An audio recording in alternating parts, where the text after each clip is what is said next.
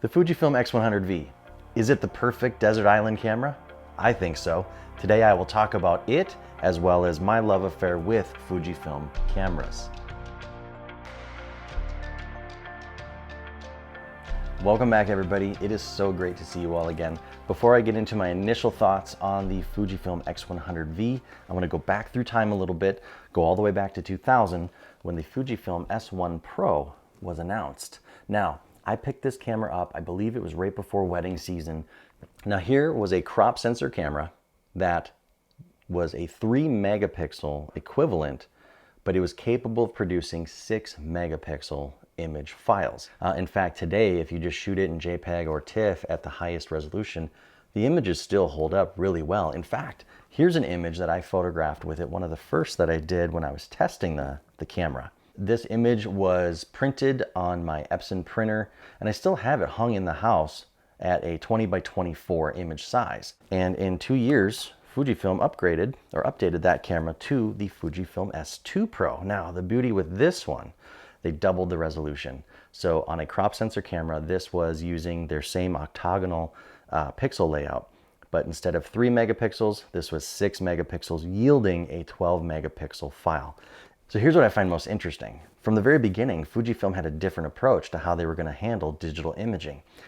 Being that they were a film company, they wanted to always mimic the look of film and the ability to enlarge and create prints. And these cameras helped you make beautiful prints. And that kind of thought process has been with them, I think, from the very beginning, because as you go through and you see, after the S2 Pro, you had the S3 Pro, the S5 Pro, and then Fuji got quiet for a while. There really wasn't much happening until right around 2011 when they announced the Fujifilm FinePix X100.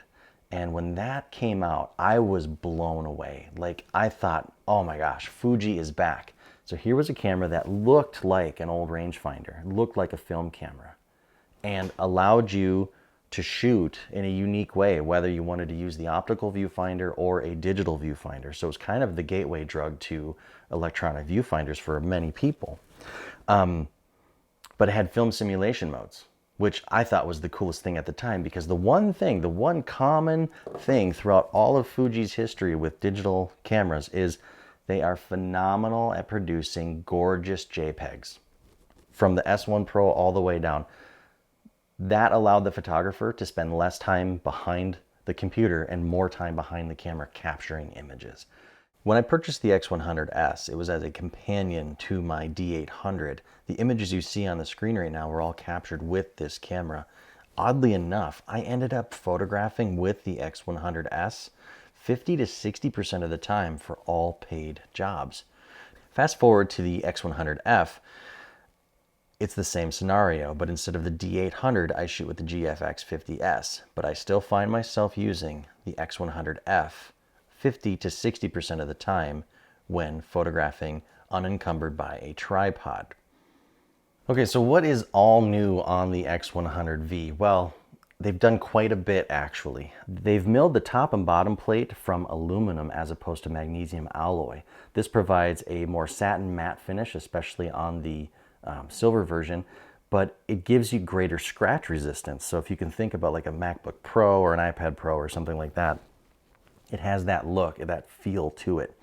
So aside from some of the cosmetic changes, which you can easily see, the shutter speed and ISO dial have been reworked as well. So here you have a much larger dial that is a little stiffer to use, which I actually really like. It's less likely to get bumped out of place, but the ISO lock ring, when you pull up, stays in place, allowing you to quickly and easily choose your ISO speed and then lock it into place.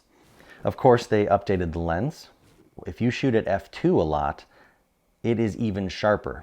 The autofocus on this camera is much, much faster. It's more accurate. It's a snappier autofocus. Just me playing around at the house, just trying to chase my kids around a little bit. I'm finding that I get a few more keepers on this than I did on the original X100 series, which tended to hunt. So this one has a much better, not only optical system, but the phase detection system as well as the processor is just so much better on this camera. They removed the D-pad from the back of the camera to give it a more sleek, look. I personally was a little upset about that in the beginning, but holding on to it now and using it, I much prefer the design that they went with. It's just much cleaner, it's just much better. The other thing I love about this camera is the fact that the LCD screen is now completely flush, there's no bump out, and it tilts, which I think is phenomenal. They've really done a good job of just refining every aspect of the design of the camera to make it not only beautiful to look at, but beautiful to hold. I mean, it just feels great in the hand. And if anybody's wondering, this is a strap made by Gordy's Camera Straps, not a sponsor. They make awesome straps. I will have a link in the description below if you're interested. I'm a huge fan of their straps. I do not like neck straps on cameras, just for the record. Obviously, this uses the same sensor and processor as the X Pro 3 as well. So you can almost think of it like a baby X Pro 3 without interchangeable lenses. However, you can throw on the wide conversion lens, which will give you a 28mm equivalent, or the teleconversion lens, which will bring your lens to a 50mm equivalent. And so this little kit here, I think is enough for most people. I really do. So is this the perfect desert island camera? I think in all of my 20 years of photographing with Fujifilm cameras, that's a definite yes. I know that the image quality is going to be good out of it. From my testing, the lens is phenomenal. The autofocus is great. I love the way it feels in the hand. I love the way it looks. I love the dials.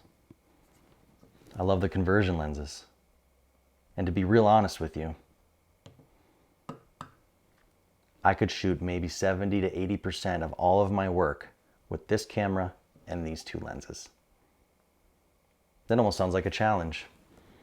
I think I'll take that up. So until next time, thank you so much for watching. God bless.